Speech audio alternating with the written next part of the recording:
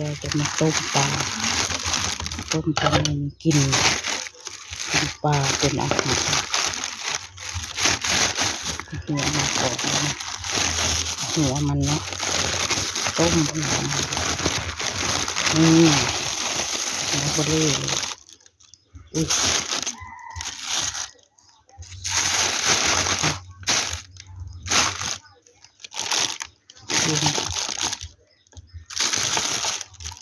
ยากลำบากเลยตาบ่เห็นหูหม้อก็จะแห้งก่อน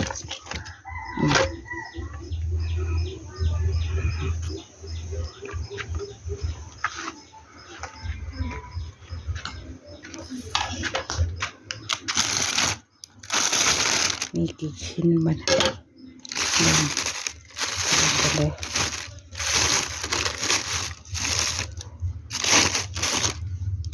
มีกี่ชิ้น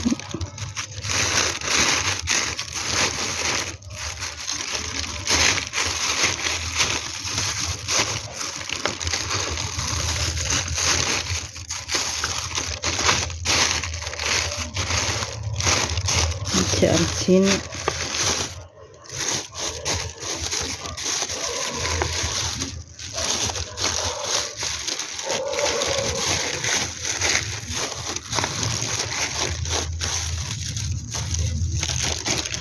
มีชิ้นหนึ่งค่ะ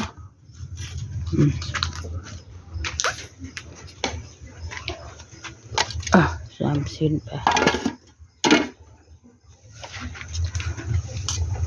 ต้องเอาน้ำเติมอีกน้ำน้อยน้ำต้องให้ท่วมปลาธรรมชาติธรรมดามันเนาะโอเคค่ะต้มปลาเนี่ย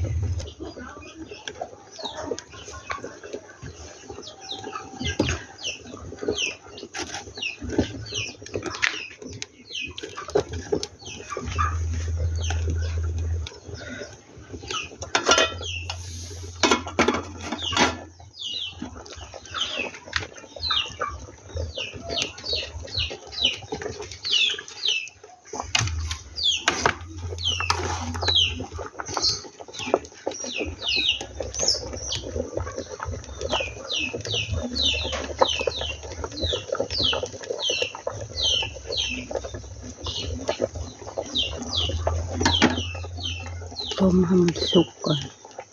ปลา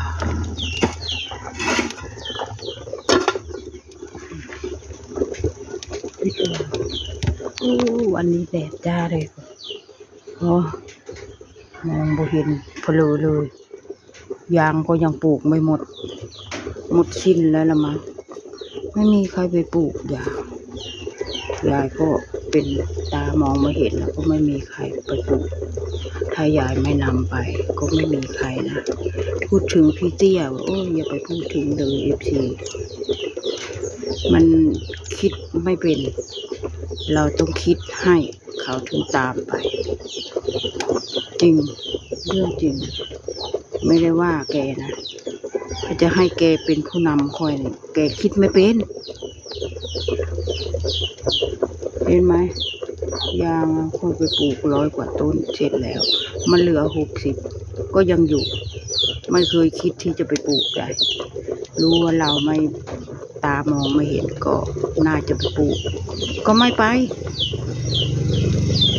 เอาไปเอามาผลก็หมดยางก็ไม่ปลูกค่อยถึงค่อยบอกว่าข้าวรักษาแล้วก็จะได้ไปปลูกยาง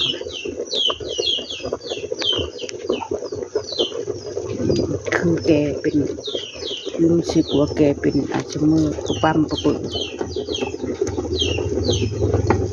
คิดอะไรไม่ได้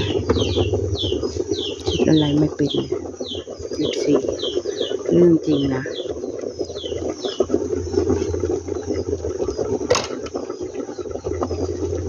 อันนี้ต้มหน่อไม้แต่ไม่ได้กินดอกยาย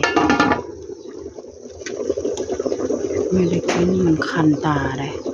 กินบ่ได้เด้อกินมั่วชั่วไม่ได้เลยหมอเขาไม่ให้กินเลยกินมั่วชั่วตามันนานหายเลย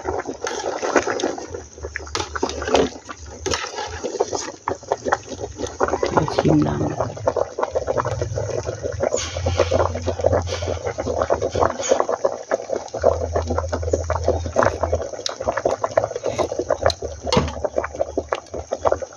โอเคเชฟแล้วปิดไว้ให้มันสุก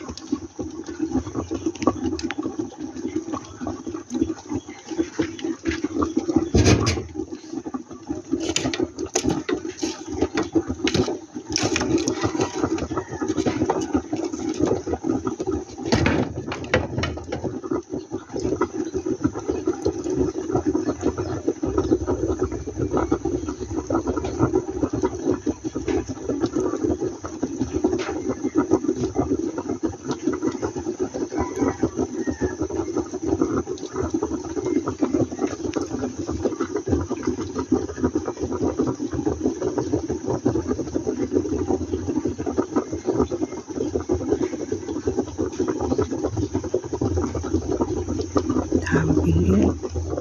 ทำอะไรก็ทำเอง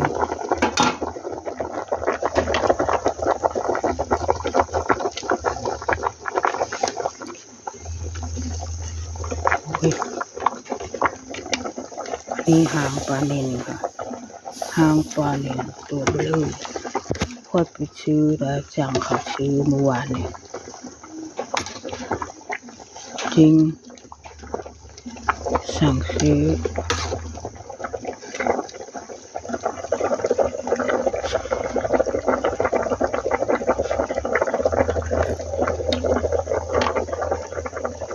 เอาพอ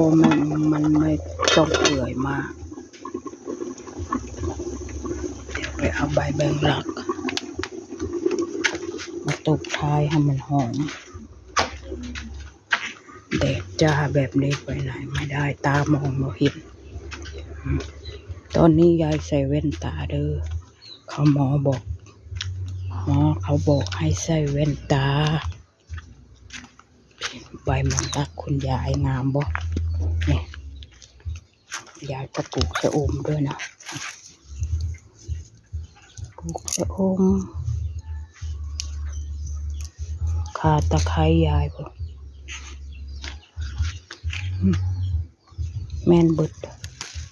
ปลูกไว้กินไม่ต้องขอใครก็ได้ไม่จำเป็น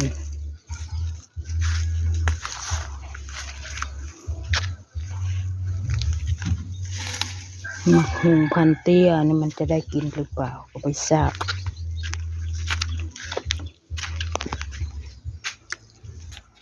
โอ้มะละกอคุณยายมี2 ต้นจะได้บักเหรอต้นนี้ทำไมต้องบักล่ะมันติดบ้านค่ะ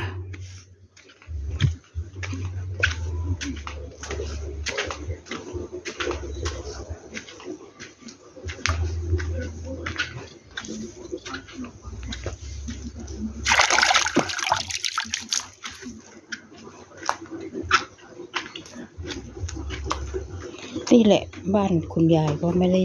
ร่ำรวยหรอก FC เป็นบ้านธรรมดาใส่ใบมอนลักลงไปจะได้หอมชอบต้มก็ช่างแกงก็ช่างก็ชอบใส่ใบแมงลักเลย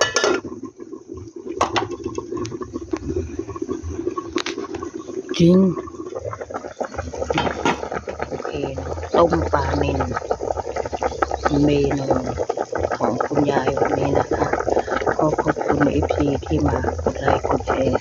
กดSubscribeกดกระดิ่งกดติดตามให้คุณยายกับขอบคุณมากๆค่ะคลิปนี้ก็จบแค่นี้นะคะขอบคุณมากๆค่ะ